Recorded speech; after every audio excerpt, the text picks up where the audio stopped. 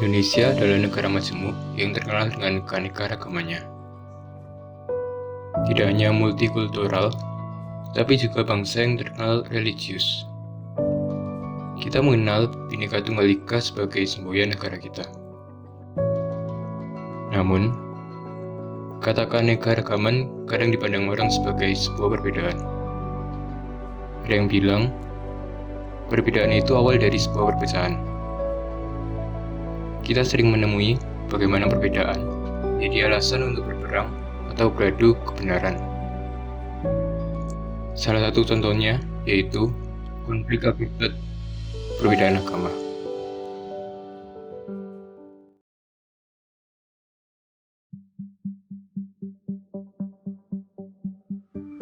Setiap ajaran agama memiliki kebenarannya masing-masing. Kebenaran suatu agama juga sering dikaitkan dengan beberapa bidang tertentu, seperti budaya, sains, teknologi, dan politik. Jalan keluarnya pun bermacam-macam. Ada yang menggunakan hubungan interaktif, seperti agama dan budaya, di mana budaya sebagai simbol dan agama sebagai nilainya. Ada yang bergantung pada metode penafsiran, seperti dalam hubungan agama dan sains. Ada juga yang memerlukan pemberian ranah masing-masing dan jembatannya.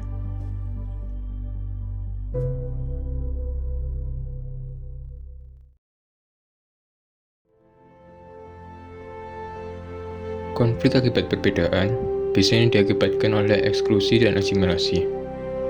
Eksklusi artinya orang lain tidak boleh masuk ke dalam ruang lingkup kehidupan pribadi. Dalam hal perspektif, agama, ras, dan ideologi, orang lain tidak boleh ada dan tumbuh.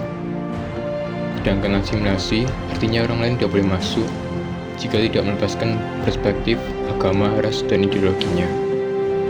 Eksklusi dan asimilasi berbicara bahwa hanya ada satu kebenaran yang harus diyakini dan dilakukan. Kedua paham inilah yang kadang membuat kita tidak mau menerima perbedaan orang lain.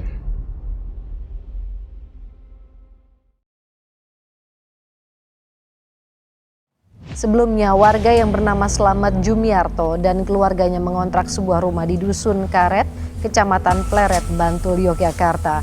Slamet mengontrak sejak 29 Maret lalu, namun saat menyerahkan surat kelengkapan kepada Ketua RT, Slamet ditolak tinggal di wilayah ini karena beragama non-Muslim. Kepala Dukuh Karet pun mengatakan larangan sudah diterapkan sejak 2015. Slamet Jumiarto akhirnya memutuskan untuk mencari rumah kontrakan di wilayah lain.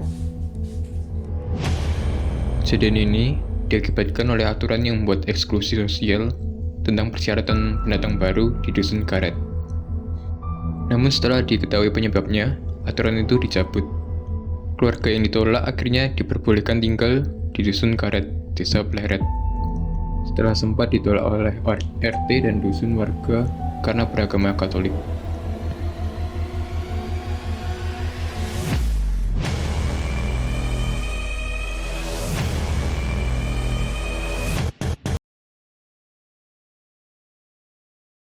Toleransi artinya membiarkan kebenaran orang lain ada, tumbuh dan masuk dalam kebersamaan.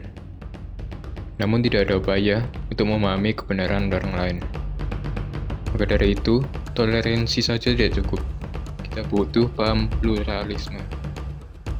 Pluralisme artinya satu paham mengenai keberagaman, di mana kita masih memegang prinsip kebenaran, namun juga memahami dan menerima kebenaran orang lain. Pluralisme juga berarti terlibat aktif untuk mau memahami apa yang dianggap benar oleh orang lain. Contohnya seperti warga Tionghoa yang berbagi 3.000 paket takjil kepada umat muslim di Medan. Pembagian ini didukung oleh Persatuan Islam Tionghoa Indonesia dan Nahdlatul Ulama. Selain bagi-bagi takjil, juga ada perlengkapan salat berupa sarung, sajadah, mukena kepada pengurus NU di Sumatera Utara. Kegiatan berbagi takjil ini bermula dari kesadaran bersama untuk meningkatkan rasa solidaritas antar agama, yang merupakan wujud pluralisme terhadap umat muslim yang sedang menunaikan ibadah puasa. Kegiatan tersebut sudah rutin dilaksanakan sejak tahun 2016. Untuk bisa mendapatkan pemahaman, dibutuhkan suatu relasi dengan cara membangun dialog dengan orang lain yang berbeda keyakinan. Dari dialog ini akan muncul satu komitmen bersama, yaitu saling menghargai, menghormati, dan menjunjung tinggi persatuan. Memahami merupakan syarat dari pluralisme. Memahami berarti mendapatkan makna yang tidak bisa ditemukan jika hanya mengetahui saja.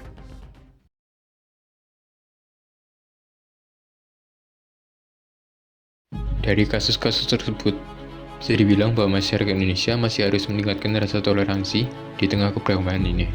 Masih banyak sikap etnosentrisme, dan juga banyak terjadi kasus penindasan terhadap kaum minoritas. Walaupun dalam keadaan seperti ini, harapan untuk persatuan masih ada di Indonesia. Seperti yang sudah diceritakan, ada juga kasus di mana kedua agama berbeda saling menghargai satu sama lain dan mau membantu tanpa meminta balasan. Alangkah baiknya jika kasus ini terjadi dengan jumlah yang lebih banyak. Dalam suatu kalangan, pasti akan ada kaum minoritas. Kita harus bisa hidup berdampingan dengan rasa toleransi dan pluralisme yang tinggi. Dengan adanya toleransi, maka akan tercipta kedamaian di tengah masyarakat.